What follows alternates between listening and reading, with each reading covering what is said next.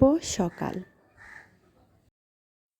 ঘুম থেকেই উঠে আমার ছেলেকে নিয়ে একটু বাইরে হাঁটছিলাম।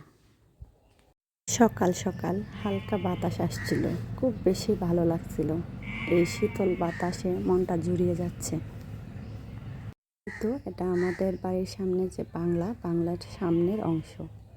এখানে বিভিন্ন ধরনের গাছগাছালিতে ভরা, বিশেষ করে আম গাছটাই বেশি। এই তো এখানে আছে সুপারি গাছ, নারকেল গাছ, কলা গাছ, জলপাই গাছ, মানে গাছের শেষ নেই। আর এই জায়গাতে হাঁটতেও অনেক বেশি ভালো লাগে। সব সময় জায়গাটা ছায়াময় থাকে। গরমের দিনে যখন কারেন্ট থাকে না, সবাই এই গাছের নিচে এসে বসে, ভালোই লাগে, ঠান্ডা হাওয়া আসে। ওই তো পুকুর দেখা যাচ্ছে। আমাদের এই পুকুরে মাছ চাষ করা হয়েছে। এই তো এখানে গরমের দিনে সবাই বসে আড্ডা দেয়। আমাদের বাড়ির সামনে আসলেই অনেক ভালো লাগে।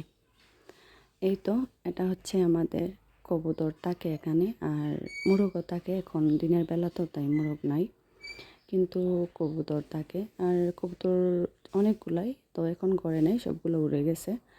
আর এখানে একটা কবুতর ডিমের মধ্যে তা দিচ্ছে। এখানে খাবার দেওয়ার জন্য দুটো পাত্র রাখা আছে, একটার মধ্যে পানি আর একটার মধ্যে খাবার।